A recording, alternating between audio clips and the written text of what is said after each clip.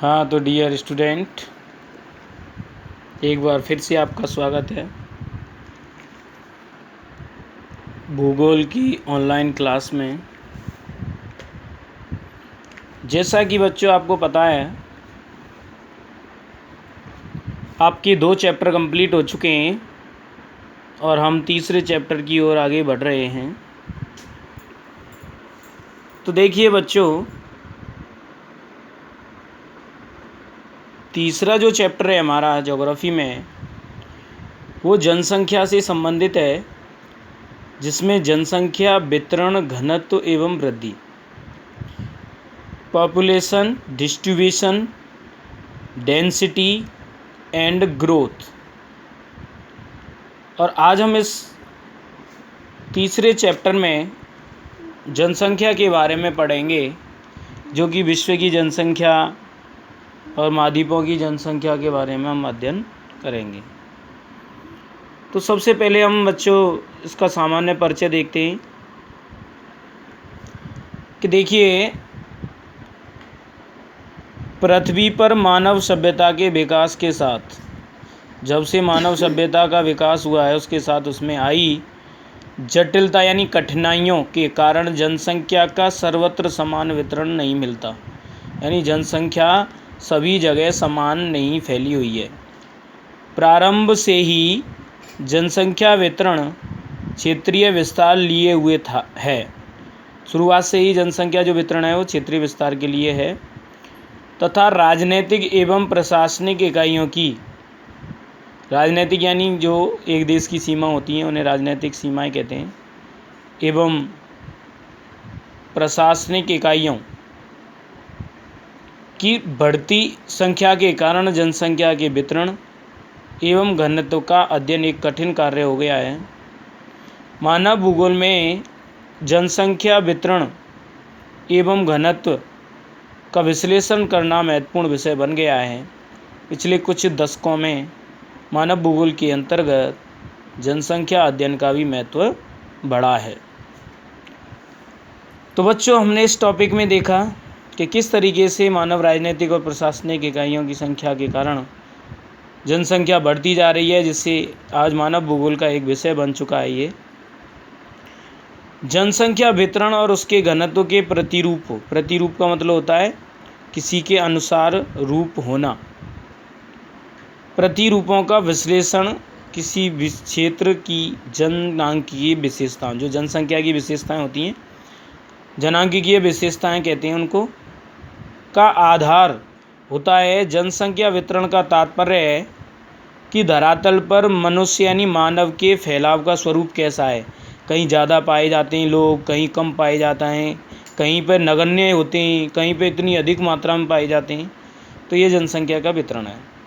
जनसंख्या के विश्लेषणात्मक अध्ययन के लिए जनसंख्या वितरण प्राथमिक महत्व रखता है। जनसंख्या का अगर विश्लेषण करना है, जानना है, तो उसके अध्ययन के लिए जनसंख्या के वितरण को सबसे पहले रखा जाता है। अब बच्चों देखिए, अगला टॉपिक है मानव एक संसाधन के रूप में। तो देखिए, मानव भी एक संसाधन है। हमने संसाधन पढ़े, पिछली क्लासों में पढ़े कि संसाधन 2 प्रकार के होते हैं, प्राकृतिक और मानव निर्मित। लेकिन तीसरा संसाधन स्वयं मानव भी होता है। तो देखिए, मानव भूगोल के अध्ययन में मानव का केंद्रीय स्थान है। जो मानव भूगोल है उसमें केंद्रीय स्थान किसका है? मानव का। क्योंकि मानव ही अपने प्राकृतिक और सांस्कृतिक वातावरण का उपयोग करता है। मानव ही करता है अपने आसपास के वातावरण का उपयोग। उनसे मानव प्रभावित होता है, जैसे सर्दियों में सर्दी लगना, गर्मियों में गर्मी होना और बरसातों में भीगना। तो ये सारी अनुभव प्रक्रियाएं होती हैं। उनमें परिवर्तन भी करता है। भूमि, जल, मिट्टी, खनिज पदार्थ, वनस्पति और जंतुओं का उपयोग मानव ही करता है। मानव ही उत्पादन, कृषि, पशुपालन, निर्माण उद्योग, व्यापार और परिवहन आदि आर्थिक क्रियाएं करता है। आर्थिक क्रियाओं का मतलब होता है वे क्रियाएं जिनसे मानव को धन प्राप्त होता है, उन्हें आर्थिक क्रियाएं कहते हैं। तथा सामाजिक संगठन, सामाजिक प्रबंधन, राजनीतिक प्रबंधन और सांस्कृतिक विकास करता है। वह प्राकृतिक संसाधनों का उपयोग करके संस्कृति का निर्माण करता है। मानव ही विभिन्न प्रकार के प्रकृति के जो संसाधन हैं उनका उपयोग करता है और संस्कृति का निर्माण करता है। इसलिए भूगोलवेत्ता के लिए पृथ्वी पर मानव का अध्ययन सबसे अधिक महत्वपूर्ण है। तो देखिए, अब अगला टॉपिक आता है हमारा जनसंख्या का वितरण और घनत्व। तो देखिए बच्चों, जनसंख्या वितरण एवं घनत्व को सामान्यतः एक ही अर्थ में समझा जाता है कि वितरण और घनत्व एक होता है, जबकि दोनों में भिन्न संकल्पनाएं होती हैं। जनसंख्या के वितरण में क्या होता है, देखिए कि जनसंख्या के वितरण में स्थानिक वितरण यानी स्थान विशेष का वितरण पर अधिक बल दिया जाता है। अर्थात पृथ्वी पर जनसंख्या के स्थितिगम पक्ष पर बल दिया जाता है, जिसे क्षेत्रीय प्रतिरूप को स्पष्ट किया जाता है। कहने का मतलब यह है कि जैसे किसी स्थान विशेष की जनसंख्या की बात करें, जैसे भरतपुर की जनसंख्या अलग है, जयपुर की अलग है, तो जयपुर में अलग वितरण पाया जाता है, भरतपुर में अलग पाया जाता है, राजस्थान में संपूर्ण राजस्थान में अलग पाया जाता है, इस तरीके से। दूसरी ओर जनसंख्या घनत्व में जनसंख्या आकार व क्षेत्र के आनुपातिक संबंधों पर बल दिया जाता है। कहने का मतलब कि 1 वर्ग किलोमीटर में कितने लोग निवास करते हैं उनके संबंधों पर बल दिया जाता है। जनसंख्या वितरण से आशय होता है जन समूह, लोगों का समूह के स्थानिक वितरण से इस पक्ष में मनुष्य के धरातल पर उसकी स्थिति जन्य प्रारूप का बोध होता है। जनसंख्या घनत्व का तात्पर्य जनसंख्या एवं धरातल के एक अनुपात से होता है। यह जनसंख्या जमाव की मात्रा का मापन है, जिसे प्रति इकाई क्षेत्र व्यक्तियों की जनसंख्या के रूप में व्यक्त किया जाता है। अर्थात जनसंख्या घनत्व किसे कहते हैं कि 1 वर्ग किलोमीटर में निवास करने वाले लोगों की संख्या जनघनत्व कहलाता है। इसका सूत्र होता है कुल जनसंख्या बटे कुल क्षेत्रफल। जनसंख्या घनत्व से संबंधित बेटा क्वेश्चन भी आते हैं और पिछले गत वर्ष के पेपरों में भी जनसंख्या घनत्व से संबंधित क्वेश्चन आए हैं। कभी तो वो सूत्र पूछता है। तो जनसंख्या घनत्व का सूत्र क्या है? कुल जनसंख्या, किसी भी क्षेत्र का हम जनघनत्व निकालें तो उस क्षेत्र का जो उस क्षेत्र की कुल जनसंख्या बटे उस क्षेत्र का कुल क्षेत्रफल में भाग दे देते हैं क्षेत्रफल का, तो इससे जनसंख्या घनत्व निकल आता है। पृथ्वी पर जनसंख्या का वितरण अत्यंत महत्वपूर्ण विषय है। समस्त भू सतह पर जनसंख्या का वितरण समान रूप से नहीं पाया जाता, ये हमको पता है। विश्व की 80% जनसंख्या केवल 20% भूभाग पर ही केंद्रित है पाई जाती है।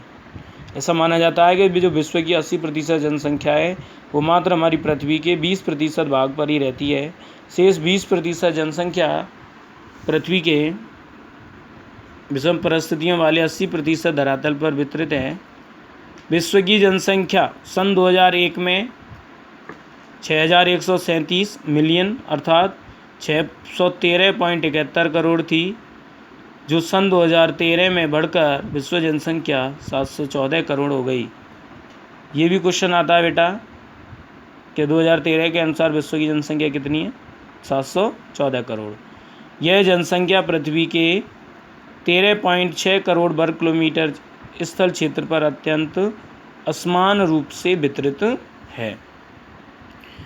अब आता है बच्चों विश्व जनसंख्या के असमान वितरण का प्रतिरूप कि किस किस तरीके से हमारी जनसंख्या कहाँ कहाँ कितनी कितनी पाई जाती है। तो सबसे पहला पॉइंट है कि पृथ्वी की 2/3 जनसंख्या उसके लगभग 14% भाग पर निवास करती है। 2/3 का मतलब 2/3 अर्थात 66% जनसंख्या 14% भाग पर निवास करती है। एक अन्य अनुमान के अनुसार विश्व की लगभग 57% जनसंख्या, कितनी 57% जनसंख्या इसके स्थलीय क्षेत्र के, जो हमारी पृथ्वी के स्थलीय क्षेत्र के 5% भाग पर निवास करती है। दूसरा टॉप पॉइंट है विश्व का 2/3 भाग निर्जन प्राय है। ऐसा माना जाता है कि हमारी पृथ्वी का 2/3 भाग निर्जन है, जहाँ कोई नहीं रहता, और 90% भूभाग पर मात्र 10% जनसंख्या निवास करती है। और 10% स्थलीय भाग पर कुल जनसंख्या का 90% भाग केंद्रित है। इस तरीके से असमानताएं पाई जाती हैं। तीसरा पॉइंट है, इस पॉइंट में से क्वेश्चन आ चुका है गत वर्षों में। विश्व की 85% जनसंख्या उत्तरी गोलार्ध में तथा 15% जनसंख्या दक्षिणी गोलार्ध में पाई जाती है। क्वेश्चन बेटा इस तरीके से बनता है कि विश्व की 85% जनसंख्या किस गोलार्ध में पाई जाती है, या उत्तरी गोलार्ध में कितनी प्रतिशत जनसंख्या पाई जाती है। इस तरीके से क्वेश्चन बनते हैं इसमें से। चौथा पॉइंट है, विश्व की लगभग 3/4 जनसंख्या एशिया एवं यूरोप महाद्वीपों में रहती है। कितनी? 3/4 अर्थात 75% जनसंख्या एशिया और यूरोप दोनों महाद्वीपों में रहती है। केवल एशिया महाद्वीप में की बात करें तो उसमें ही विश्व की लगभग 60% से अधिक जनसंख्या निवास करती है। ओशियनिया यानी ऑस्ट्रेलिया को बोलते हैं, उसमें विश्व की मात्र आधा प्रतिशत यानी 0.5% ही पाया जाता है जनसंख्या का। विश्व की 5वां पॉइंट है, विश्व की लगभग 80% जनसंख्या, यहाँ से भी क्वेश्चन बनता है कि विश्व की 80% जनसंख्या किन अक्षांशों के बीच में निवास करती है। तो देखिए, विश्व की 80% जनसंख्या 20 डिग्री से 60 डिग्री उत्तरी अक्षांशों के मध्य निवास करती है और 60 डिग्री अक्षांश के उत्तर में विश्व की 1% से भी कम जनसंख्या निवास करती है। इस तरीके से ये वितरण को बताया जा रहा है।